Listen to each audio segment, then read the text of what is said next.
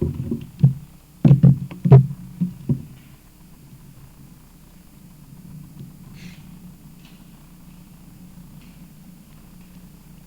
evening, everyone. It's good to be here with everyone. I am trying to attempt to set up the camera just so folks can get the class, if possible, because our internet has been down.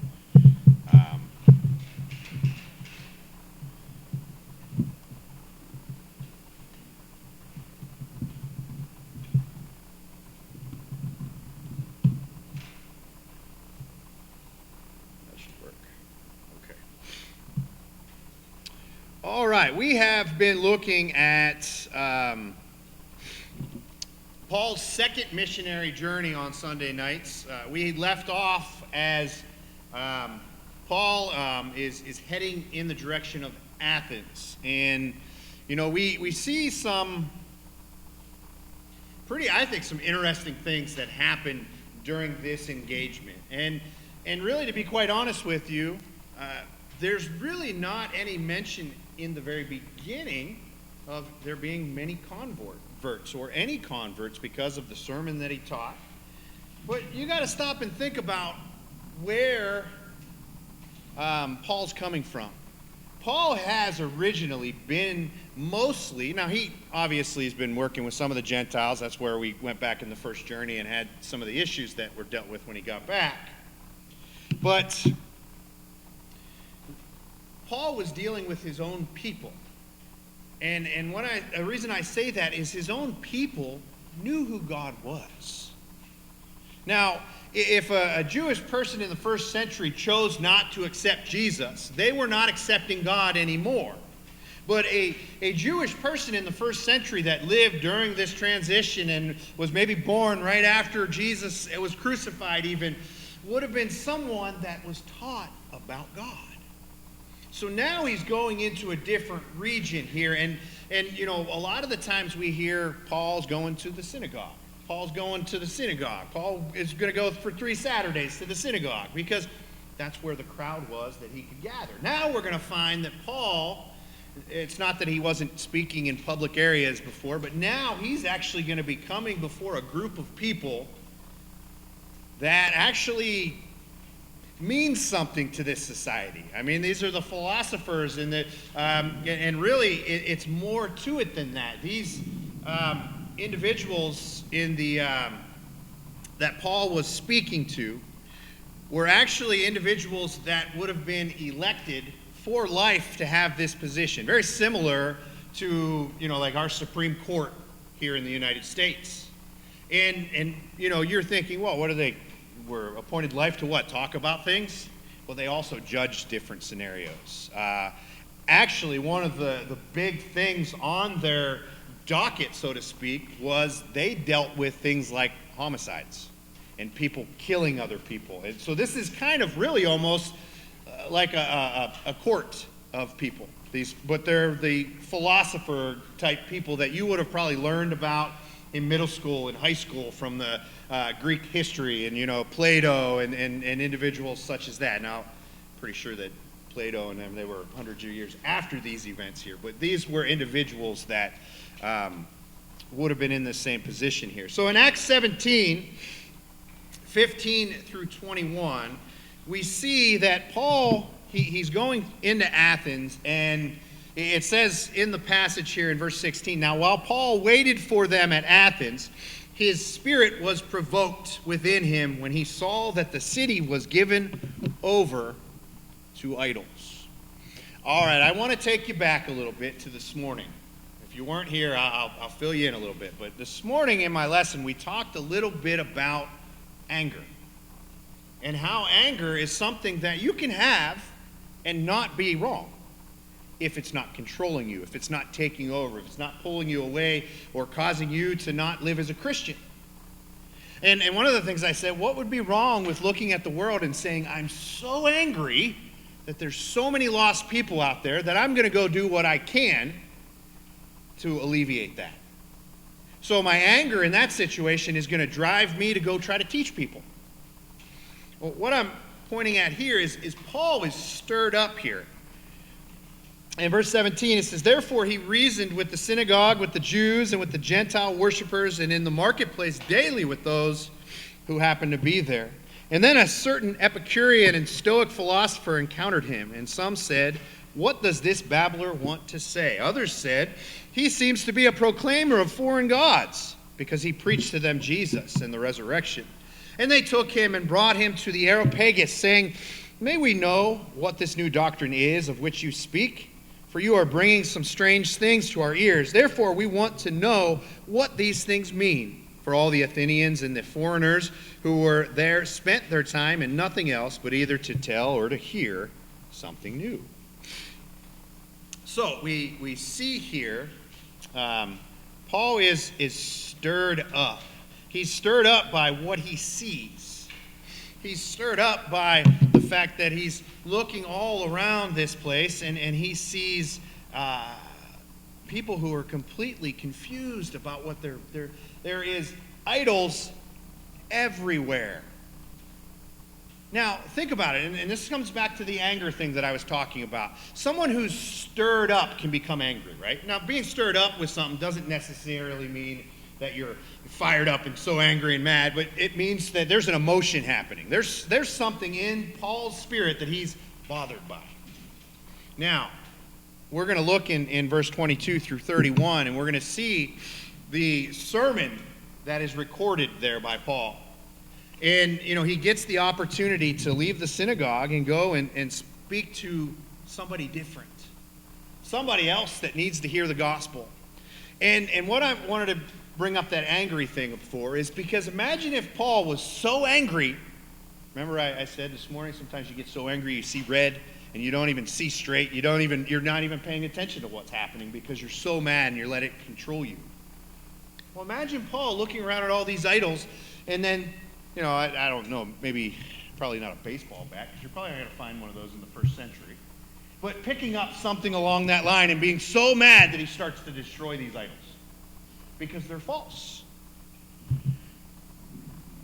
Paul's anger, if that would have happened, would have stopped him from having the moment where he's going to go speak to some new people. And a matter of fact, when he came before the Jews, talked about the prophets, right? Talked about the Old Testament, talked about Abraham, talked about Moses, talked about the things that they knew. Well, this message that Paul brings to the Gentiles is a little bit different. It's still about God, but I go to Greece in the first century and I say, hey, about 400 or 500 years ago, there's this guy named Isaiah. He was a great prophet. I want to tell you all about him. What is that person in Greece going to say? I don't know who that person is. Why would I want to know who he is? So why would Paul lead with that? But instead of letting what's stirring his emotions up, making him angry and making him not see straight, making him not make the right choices, he comes and he gets the opportunity. This is in verse 22 of chapter 17. It says, "Then Paul stood in the midst of the Areopagus and said, 'Men of Athens, I perceive that in all things you are very religious.'" Now, okay. I think Paul believes what he's saying to the people. They believe in their gods, do they not? Religion is not relegated just to God. The correct religion, the right place to be, is God's religion. It's the only one that was done by God. But, he could have also gone in here and said, hey, listen, I want to tell you stupid morons how this is. You guys think you're philosophers, you think you know all this stuff, but yet you have all of these fake gods out here that mean nothing. How many people are going to want to listen to you if you have that attitude? So he says, hey, I perceive that you're very religious. Well, if that's the case, if someone is religious, they're going to want to know what the right place to be to put their energy into that religion. It continues on. "For as I was passing through and considered the objects of your worship, I even found an altar with the inscription, 'Therefore, the one whom you worship without knowing, him I proclaim to you, God who made the world and everything in it.'" Now, we'll go down and look at a few more of those things. But what is Paul doing? Here is an example of, how we should talk to people about God. our demeanor, our nature. I've mentioned that before. There are many, many times, and actually most of the time, when I sit down with somebody to study with them, someone that I've never really met before, or had an opportunity to talk to, someone maybe else introduced me to this person, the first thing I want to know is what they know. Because I don't want to open up the Bible and then start saying something that's going to turn them off, where if I just had enough information, I would have came to that subject after I went somewhere else, so that they could see how the Bible is working. But he could have gone in here and he could have ruined it. But what I do, and many others, is I'll ask him, and some of the questions I ask is, do you go to church, or have you ever gone to church? Because that gives you a starting point. Some people, I've gotten things from, well, I used to go when I was a kid. My mom and dad would take us, but we stopped after a certain period of time. Or you get, oh yeah, I used to go when my kids were little. Or you get all kinds of different things when you get that. But then they'll say, yeah, I grew up in this denomination, or I grew up over here. And then you can sit down and say, okay, here's our Bible. Let's make a comparison. Because isn't that really what Paul is doing? He's comparing these false gods. I know we didn't get there yet. But he's comparing these false gods to the only one that actually exists. And I want to go on here a little bit more. And he kind of pats them on the back too, didn't he, there? He says, for as I was passing through and considered the objects you worship, I even found an altar with this inscription. Therefore, the one whom you worship without knowing him, I proclaim to you. God, who made the world and everything in it, since he is the Lord of heaven and earth. He does not dwell in temples made with hands, nor is he worshipped with men's hands. Now, I'm going to take a little bit of a break there just to kind of set the scene here, because you need to understand the location where Paul is a location called Mars Hill. Okay? You may when you think of Mars, you may think of the planet in the outer space or candy bars. But I will tell you, they thought of it as a god. Mars was also another name you might have heard in Greek mythology, Ares, the god of war. They're representing the same. It was just kind of like I don't know if they grew up and they changed their names or what they did. But anyhow, so this is a place that the hill is named after one of their fairly big gods. And then you look at all of these other idols that are around here. So we're not talking about a place where there's people who are just casual about their religion. I mean, there's probably people making spectacles of themselves in some of these areas where these idols are, maybe falling down, I don't know, whatever the Greeks had to do in those types of things. But he's coming here, and he says to him, he's the God that made everything, the heaven and the earth. He's not in a temple that's made with hands. Everything around Paul where he is, the altars, the idols, the temples that are there, they were built by men's hands. And that's what he's saying. He's saying it's not needed. Verse 25, nor is he worshipped with men's hands, as though he needed anything, since he gives to all life, breath, and all things. And he has made from one blood every nation of men to dwell on all the face of the earth, and has determined their pre-appointed times and their boundaries of their dwellings, so that they should seek the Lord in hope that they might grope for him and find him, though he is not far from each one of us. For in him we live and move and have our being, as also some of your own poets have said, for we are also his offspring. Another very interesting thing to notice there. Paul knows who these people are. You notice that? He brings up and he says, even some of your authors have said. And what I'm simply bringing there is that when you have an opportunity to teach somebody the gospel, finding things that are similar between the two individuals, the teacher and the student, is a good thing. Especially when we're talking about our beliefs and our thoughts in the Bible and things such as that. Yes, Brent, go ahead.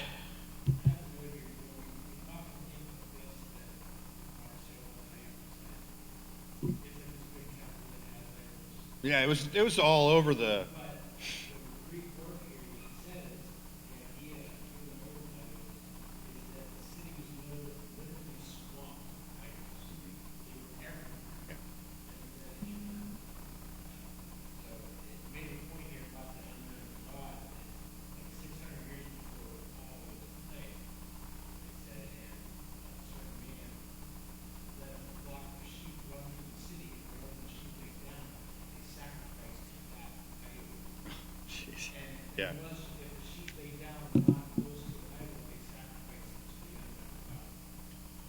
Oh, I never heard anything like that. That's interesting. Okay. So it's almost like, hey, we don't know if you matter, unknown God. We don't know if you really exist, but just in case. That's kind of like, starting a library with the Bible, the Quran, the Book of Mormon, and saying, I'm just going to find out what's best in all of these things and put them all together. Well, that doesn't work. We need to go to God's Word and God's Word only. But really, that's, in a sense, what Paul was doing here. He's pointing out to him, bring up that story right there with that. He's pointing out to him, you know what, you guys have been wasting your time. You guys built all of these things. The God I want to tell you about is a God that doesn't need you. He doesn't need your hands. He doesn't need your energy because he gave it to you. So we look at some of these things, and, it's very interesting. Let me get back to my text because it disappeared on me. There we go. Okay. So he's delivering this sermon, and I mean, to me, it's just awesome. I had a sermon. I haven't preached it in a long time. I got it from somebody else, and I don't even know who it was that had written this sermon, but it's the type of sermon that you could probably use over and over again. You could modify the points over and over again. And the sermon was about a sermon about the unknown God, and how if you take the experience of those in Athens at the time, how they're looking at all these different so-called false deities that they're trying to worship and things such as that. And Paul's coming in here and he's saying, guys, that's not, you're wasting your time. You want to go to that one, that God that is there for you, not the God that we've created. And, let's face it, we have done a lot of that type of thing in our lives. So when you look at this part of the story, there's not really any great miracle happening. There's not, someone being raised from the dead. There's not some annoying demon following them that's being cast out. They're not being stoned. They're not being thrown out of the city.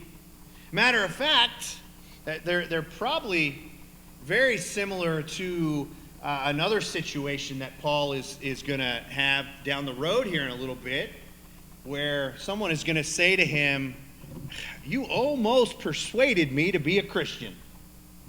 But he wasn't ready. Anyone know who that was? What? I didn't hear. I can't hear anything. I'm sorry. What? I can't hear anybody. I can hear mumbling. What was the answer? Agrippa. Thank you. I thought you said something else. I'm like, what? I'm like, who's George? I don't know.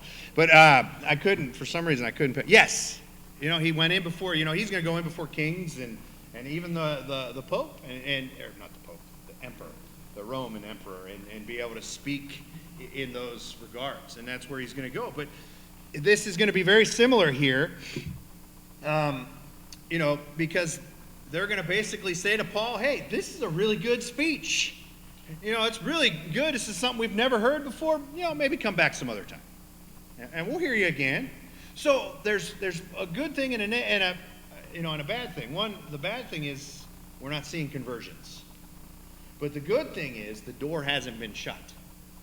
And that's the way we need to look at opportunities that we have to teach people. There's going to be times that you have an opportunity to teach someone and they're not going to want to hear what you have to say. The opportunity is going to close. There's going to be others that are going to listen and they're not going to be receptive yet. And down the road, maybe they will. But we see how Paul is handling all of these different people. I think that's one of the greatest things that we can get from these journeys is watching how Paul handles different people. Right? Yeah.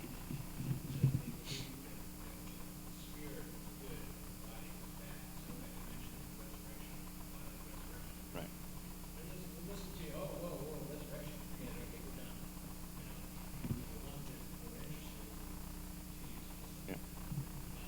And that's another good example of that. I mean, really, you could say one small little thing and you could turn half the crowd away.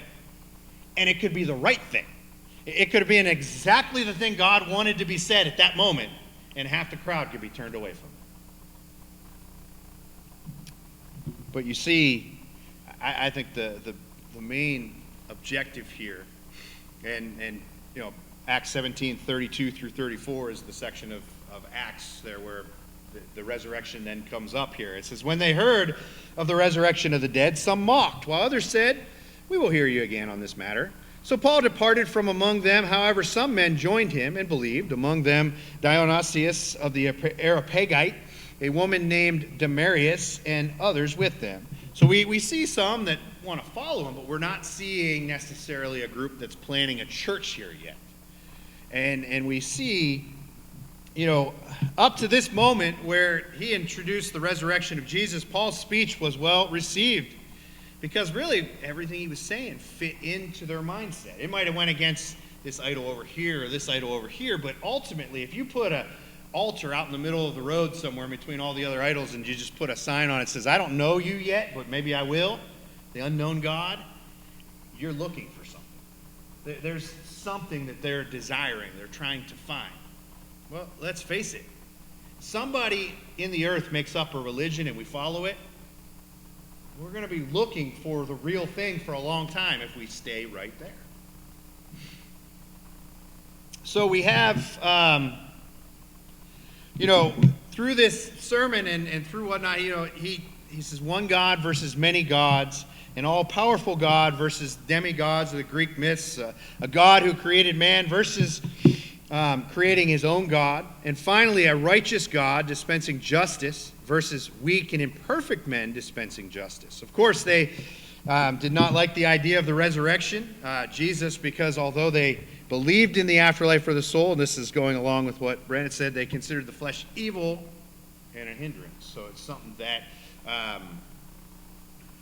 they just didn't believe it could happen, because let's face it, are these physical bodies, any good?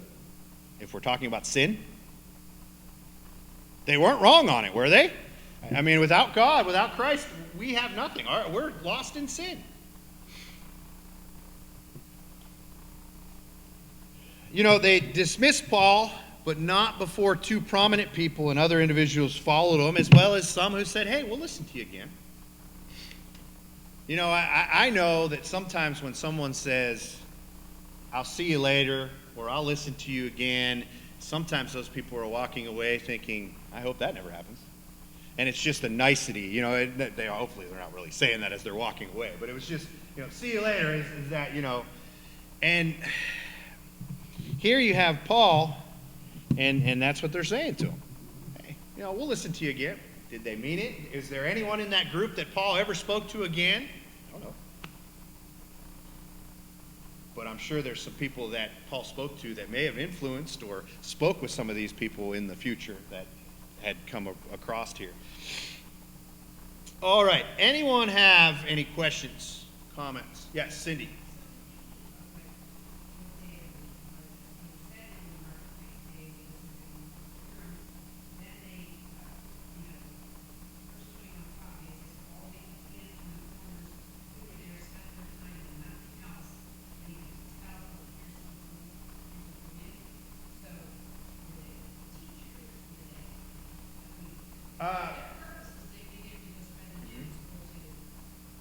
From my understanding of the setup of this was they would actually, just as Paul was invited to come and speak, other individuals that weren't necessarily considered philosophers on this board or whatever you wanted to call the Areopagus, they would hear other people come in and speak on other matters.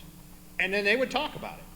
And, so they would accept some of it, they'd throw some of it out, but it was there was moments in the Areopagus where there was an open forum where people could come in and talk about other ideas. So this idea of Paul showing up here wasn't completely abnormal of somebody coming in and speaking of something that was new or something that others didn't believe or things like that. So, yeah, there was somewhat of an open forum where individuals could come in. And so, yeah, in a sense, that's what these philosophers did. They sat around and they talked and they work things out, and I don't understand the whole detail, because from what I understand, as I said before, this group also acted as somewhat of a judge in certain matters as well. So I don't know. I just always looked at that. They sit around just waiting for something new, is wondering, is it just the mentality of, I don't know, of the writer saying basically they're wasting their time because they're not really waiting for the right thing. They just want something new to talk about, and they want to say, But that's what they're doing. They're sitting there, they're listening, they're talking, they're discussing. Other people would come into these groups and talk as well. Rich?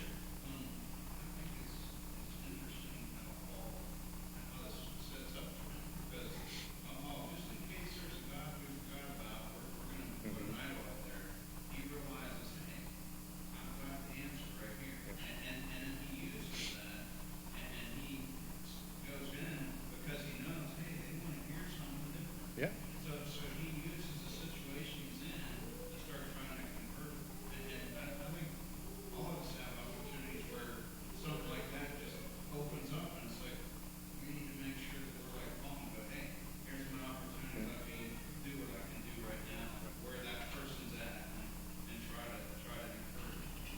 And knowing that with the same aspect that me going to try to help and encourage someone doesn't mean I have all the answers.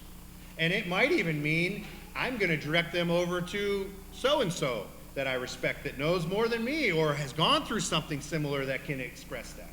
And I always say that because, sometimes we think we have to preach a sermon to someone in order to try to teach the gospel. We don't. But absolutely. Do I have any more? I thought I was one more hand over here. Eric? And then I'll get over here.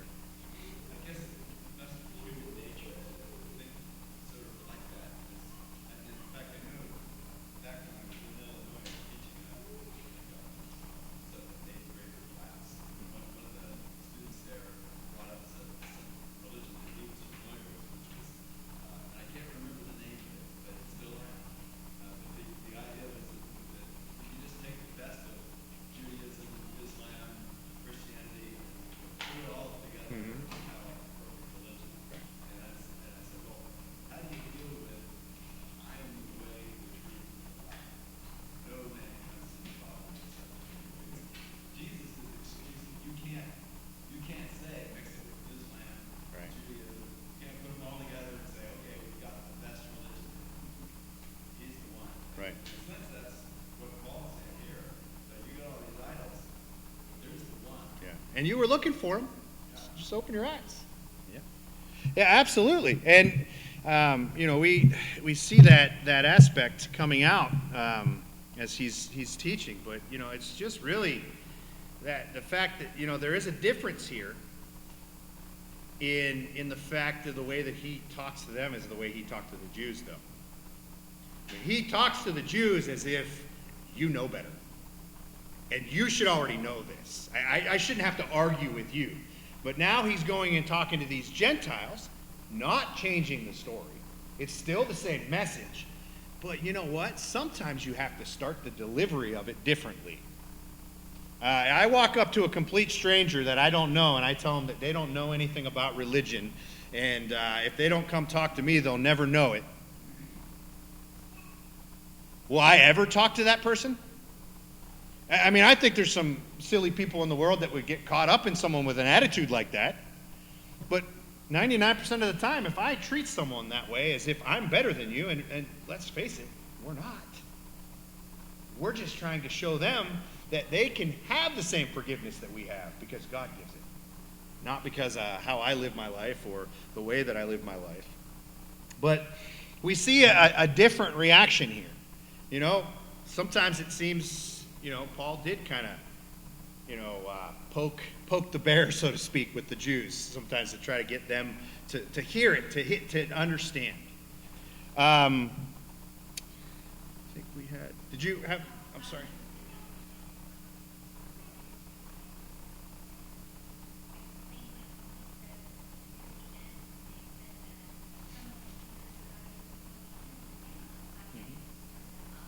Yeah.